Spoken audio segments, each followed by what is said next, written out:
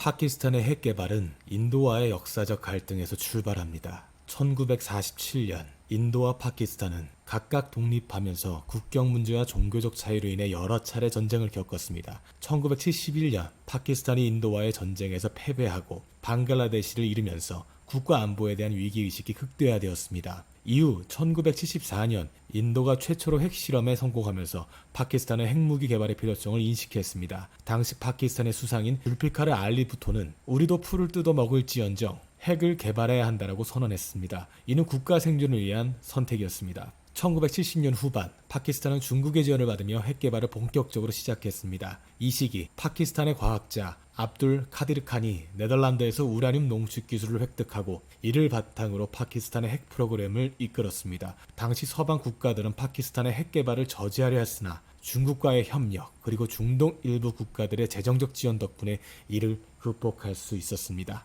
역사적으로 중요한 또 다른 사건은 1980년대 미국과 파키스탄의 관계입니다. 미국은 소련의 아프가니스탄 침공에 맞서기 위해 파키스탄은 전략적 동맹국으로 삼았고 그 과정에서 파키스탄의 핵 개발에 대한 감시가 느슨해졌습니다. 당시 미국은 파키스탄의 핵 개발을 묵인하며 경제적 군사적 지원을 제공했습니다.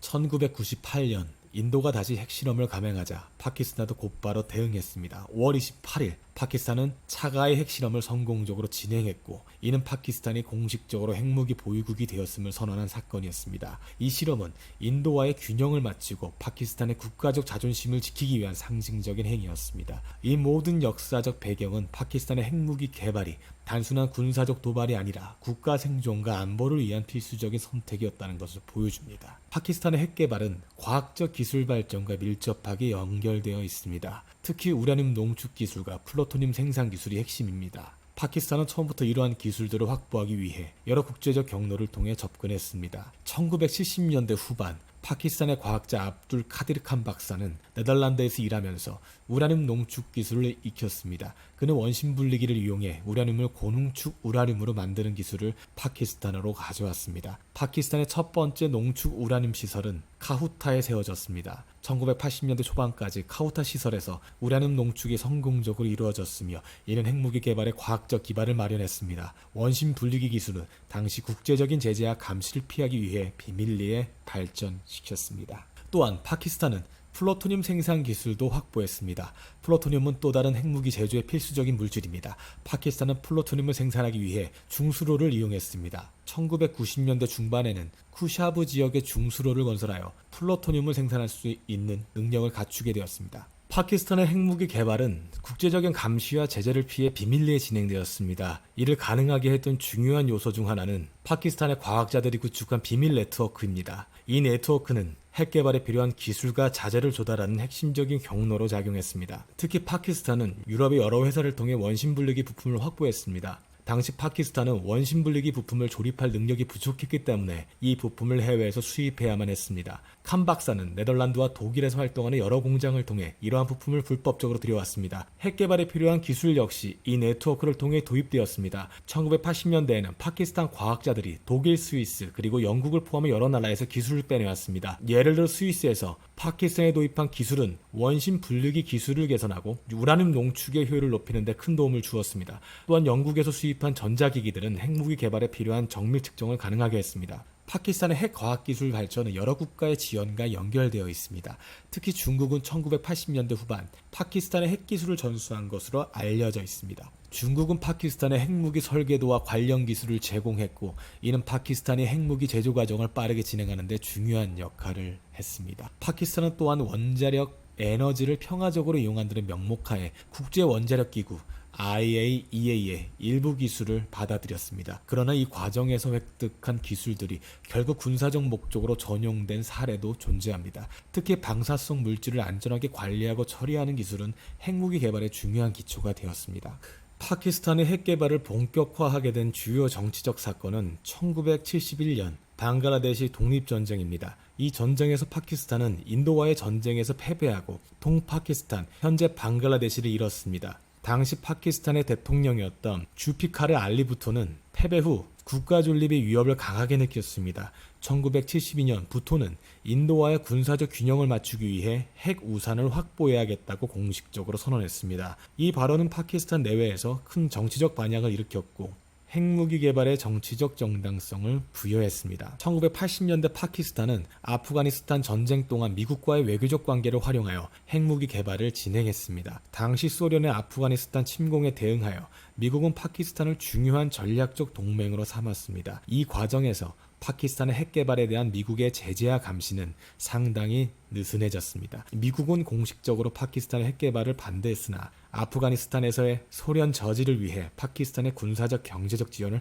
아끼지 않았습니다. 이는 파키스탄이 핵무기를 개발하는 데 필요한 정치적 여유를 제공했습니다. 여러 연구에 따르면 당시 미국은 파키스탄의 핵 개발을 직접적으로 제재하기보다는 전략적 중요성에 따라 유연하게 대응한 것으로 나타났습니다. 예를 들어 리차드 발로우 같은 정보 전문가들은 파키스탄의 핵무기 개발을 막으려는 국내 일부 그룹의 시도가 정치적 이유로 번번이 좌절되었다고 언급합니다. 이러한 미국의 유연한 태도는 파키스탄의 핵 개발을 지속할 수 있었던 중요한 정치적 배경 중 하나입니다. 파키스탄의 핵 개발은 인도의 핵무기 개발과 직접적으로 연결됩니다. 인도는 1974년 첫 번째 핵 실험을 성공적으로 마쳤으며 이 사건은 파키스탄 정치 지도자들에게 큰 충격을 주었습니다. 부토는 이를 두고 이제 핵무기를 개발하지 않으면 인도와의 군사 균형이 영구히 깨질 것이라고 경고했습니다. 인도의 핵실험은 파키스탄 정치 지도자들에게 핵무기 개발을 정당화하는 중요한 외교적 카드로 작용했습니다. 또한 인도의 1998년 핵실험 이후 파키스탄은 국제사회의 압박에도 불구하고 핵실험을 강행했습니다. 당시 파키스탄 총리 나와즈 셰리프는 파키스탄은 인도에 맞서기 위해 핵실험을 감행할 수밖에 없다며 국제사회의 비판을 일축했습니다. 이러한 정치적 맥락은 파키스탄의 핵무기 개발을 지속하는 데 중요한 배경을 제공합니다. 파키스탄의 핵 개발에 있어 중국과의 정치적 협력도 중요한 역할을 했습니다. 중국은 1964년 최초 핵실험에 성공한 이후 파키스탄의 핵기술을 지원했습니다. 여러 자료에 따르면 중국은 파키스탄의 핵무기 설계도와 핵물질을 제공했으며 이는 파키스탄의 핵무기 개발을 가속화하는 데 큰 기여를 했습니다. 이 협력 관계는 단순한 기술 이전을 넘어 인도와의 전략적 균형을 맞추려는 양국의 정치적 목표와 일치했습니다. 마지막으로 중국과의 정치적 협력은 파키스탄의 국제적 제재에도 불구하고 핵 개발을 지속할 수 있는 외교적 지원을 제공했습니다. 중국은 유엔 안전보장이사회에서 파키스탄에 대한 제재 결의안에 대해 반대하거나 기권하는 등의 방식으로 파키스탄을 지원했습니다. 중국은 1960년대부터 파키스탄의 중요한 동맹국이었습니다. 두 나라는 인도라는 공동의 상대를 두고 있었습니다. 중국은 인도를 견제하기 위해 파키스탄을 지지했습니다. 특히 1980년대 들어서면서 중국은 파키스탄의 핵기술 개발을 돕기 시작했습니다. 중국은 파키스탄의 핵무기 설계도와 우라늄 농축 기술을 제공했습니다. 이는 파키스탄의 핵무기를 보유하는 데 결정적인 역할을 했습니다. 중동 국가들과의 외교적 관계 또한 중요한 역할을 했습니다. 특히 사우디아라비아와 리비아와의 관계가 주목할 만합니다. 사우디아라비아는 파키스탄의 핵 프로그램에 재정적 지원을 제공했습니다. 파키스탄은 사우디아라비아의 재정적 후원을 바탕으로 핵 개발에 필요한 자원을 확보할 수 있었습니다. 리비아 역시 파키스탄의 핵 개발에 재정적 지원을 제공했습니다. 이 덕분에 파키스탄은 핵무기를 개발할 수 있었습니다. 또한 핵무기를 보유하게 되면 국제사회에서 파키스탄의 위상이 높아지기 때문에 이는 장기적으로 경제적 이익으로 이어질 수 있습니다. 파키스탄은 외교적으로도 강력한 입지를 가지게 되어 핵무기를 통한 경제적 안정성을 기대할 수 있었습니다. 다음으로 사회적 측면에서 파키스탄 국민들의 자부심이 핵 개발을 촉진했습니다. 인도와의 지속적인 갈등은 파키스탄 국민들에게 강한 자주국방의 필요성을 느끼게 했습니다. 인도가 핵무기를 보유한 상황에서 파키스탄 국민들 또한 자신들의 국가가 독립적으로 방어할 수 있는 힘을 가지기를 원했습니다. 핵무기를 보유함으로써 파키스탄은 국민들에게 우리는 강한 국가라는 메시지를 전할 수 있었습니다. 이는 국가 내부의 결속을 강화하고 정부에 대한 지지를 이끌어내는 중요한 사회적 요인으로 작용했습니다. 파키스탄의 핵무기를 보유한 것은 여러 가지 이점을 가져왔습니다. 우선 가장 큰 이점은 국가의 안보 강화입니다. 인도와 오랜 갈등을 겪어온 파키스탄은 핵무기를 통해 인도와의 군사적 균형을 맞출 수 있었습니다. 인도는 1974년 핵실험을 성공적으로 마치며 남아시아에서 유일한 핵 보유국이 되었지만 파키스탄이 핵무기를 개발하면서 이 균형을 다시 맞춰졌습니다. 이로 인해 파키스탄은 인도와의 전쟁에서 더 이상 일방적으로 밀리지 않게 되었습니다. 실제로 두 나라 모두 핵무기를 보유한 이후 전면적인 전쟁은 일어나지 않았습니다. 핵무기가 전쟁을 억제하는 강력한 수단이 된 것입니다. 또한 핵무기는 파키스탄의 외교적 위상을 높이는 데도 크게 기여했습니다. 핵무기를 보유한 국가는 국제사회에서 중요한 발언권을 가지게 됩니다. 파키스탄의 핵무기 보유국으로서 국제적 협상에서 강력한 위치를 차지할 수 있었습니다. 특히 미국, 중국 그리고 중동 국가들과의 협상에서 핵무기 보유는 파키스탄의 전략적 카드로 작용했습니다. 핵무기를 보유함으로써 얻은 또 다른 이점은 경제적 지원입니다. 파키스탄의 핵무기를 개발한 이후로도 중동 국가들로부터 경제적 지원을 받을 수 있었습니다. 사우디아라비아와 같은 국가들은 파키스탄의 군사적 역량을 높게 평가하며 지속적으로 재정적 지원을 제공했습니다. 이러한 지원은 파키스탄의 경제적 안정성에도 기여했습니다.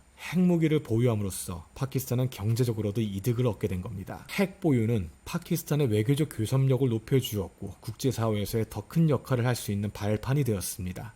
특히 남아시아에서의 핵 경쟁은 단순한 군사력의 문제가 아니라 지역적 패권을 둘러싼 복합적인 전략적 상황을 형성하게 되었습니다. 결과적으로 파키스탄의 핵무기 보유는 국가안보, 외교적 위상, 국내 정치, 그리고 경제적 안정성 등 다양한 측면에서 중요한 장점을 가져다 주었습니다. 파키스탄의 핵무기를 보유하기까지의 과정은 단순한 군사적 목적을 넘어 국가의 생존과 자주성, 국제적 위상을 위한 복잡한 여정이었습니다. 파키스탄은 1971년 방글라데시 독립전쟁 이후 인도와의 전쟁에서 큰 패배를 경험하며 핵 개발의 필요성을 인식했습니다. 1974년 인도의 핵실험 성공은 파키스탄에게 국가 안보의 위기를 가져왔고 줄피카르 알리 부토 총리는 무엇을 먹든 핵을 개발하겠다는 결심을 다졌습니다. 이 결정은 역사적으로 중요한 전환점이 되었습니다.